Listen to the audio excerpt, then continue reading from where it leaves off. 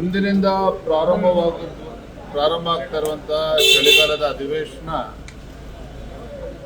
ರಾಜ್ಯದ ಜ್ವಲಂತ ಸಮಸ್ಯೆಗಳ ಬಗ್ಗೆ ಸಮಗ್ರವಾಗಿ ಚರ್ಚೆ ಆಗಬೇಕಾಗಿದೆ. ಪ್ರಮುಖವಾಗಿ ಈ ನಾಡಿನ ರೈತರು ಸಂಕಷ್ಟದಲ್ಲಿದ್ದಾರೆ. ಕಬ್ಬು ಬೆಳೆಗಾರರು, ಮೆಕ್ಕೆಜೋಳ ಬೆಳೀತಕ್ಕಂಥ ರೈತರು, ಭತ್ತ, ತೊಗರಿ, ಈ ರಾಜ್ಯ ಸರ್ಕಾರದ ಒಂದು ನಿರ್ಲಕ್ಷ್ಯದ ಕಾರಣದಿಂದಾಗಿ ರೈತರು ಸಂಕಷ್ಟದಲ್ಲಿದ್ದಾರೆ.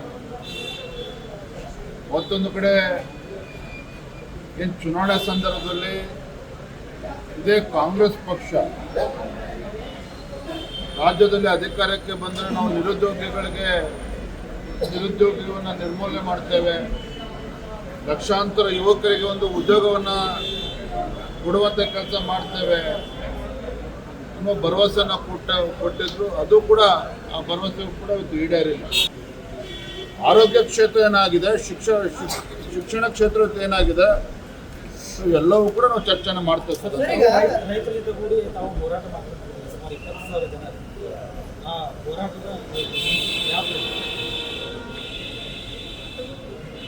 ಏನು ಈ ಅಯೋಗ್ಯ ಕಾಂಗ್ರೆಸ್ ಸರ್ಕಾರ ಈ ನಾಡಿನ ರೈತರನ್ನ ಸಂಪೂರ್ಣವಾಗಿ ನಿರ್ಲಕ್ಷಿಸಿದೆ. ಕಾಂಗ್ರೆಸ್ ಸರ್ಕಾರ ಇವತ್ತು ರಾಜ್ಯಕ್ಕೆ, ಈ ನಾಡಿಗೆ 2 ತುತ್ತು ಅನ್ನವನ್ನು ಕೊಡ್ತಕ್ಕಂಥ ರೈತನ ಬಗ್ಗೆ ಯಾವುದೋ ಕಾಳಜಿಯನ್ನು ತೋರದೇ ಇರುವಂಥ ಈ ದುರ್ವರ್ತನೆ ಏನಿದೆ, ಮತ್ತು ರೈತರ ಸಮಸ್ಯೆಗಳು ಎಲ್ಲವನ್ನು ತೆಗೆದುಕೊಂಡು ನಾಳೆ ದಿನ ಸುವರ್ಣಸೌಧ ಮುತ್ತಿಗೆ ಹಾಕುವಂಥ ಕೆಲಸ ನಾವು ಮಾಡ್ತೇವೆ.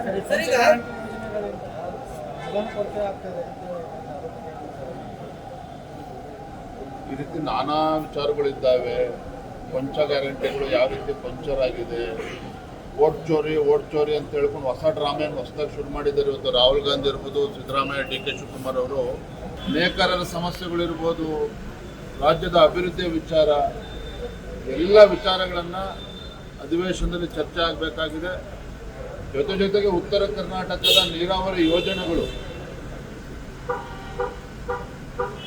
ಈ ವಿಚಾರದಲ್ಲೂ ಕೂಡ ಚರ್ಚೆನ ಮಾಡೋದಿದ್ದಾರೆ. ಕಬ್ಬು ಮತ್ತೆ ಮೆಕ್ಕೆಜೋಳದ ವಿಚಾರದಲ್ಲಿ ಕೇಂದ್ರ ಸರ್ಕಾರದ ಜವಾಬ್ದಾರಿ, ಇದನ್ನ ತಿಳ್ಕೊಬೇಕು ಬಿಜೆಪಿ ನಾಯಕರು ಅಂತ. ಸಿದ್ದರಾಮಯ್ಯನವರಾಗಲಿ, ಡಿ ಕೆ ಶಿವಕುಮಾರ್ ಅವರಾಗಲಿ ಬಹಳ ನಿಶ್ಚಯರಿದ್ದಾರೆ.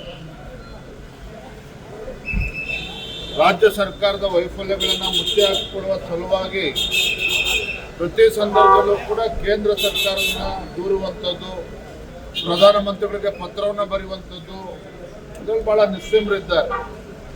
ಆದರೆ ಇದರ ನಡುವೆ ಅವರು ಕೂಡ ರಾಜ್ಯದ ಮುಖ್ಯಮಂತ್ರಿ, 140 ಶಾಸಕರು ಅವರಿಗೆ ಜೊತೆಲಿದ್ದಾರೆ, ಅದನ್ನು ಮರ್ತೇ ಬಿಟ್ಟಿದ್ದಾರೆ. ರಾಜ್ಯ ಸರ್ಕಾರದ ಕರ್ತವ್ಯವನ್ನು ಮರ್ತಿದ್ದಾರೆ.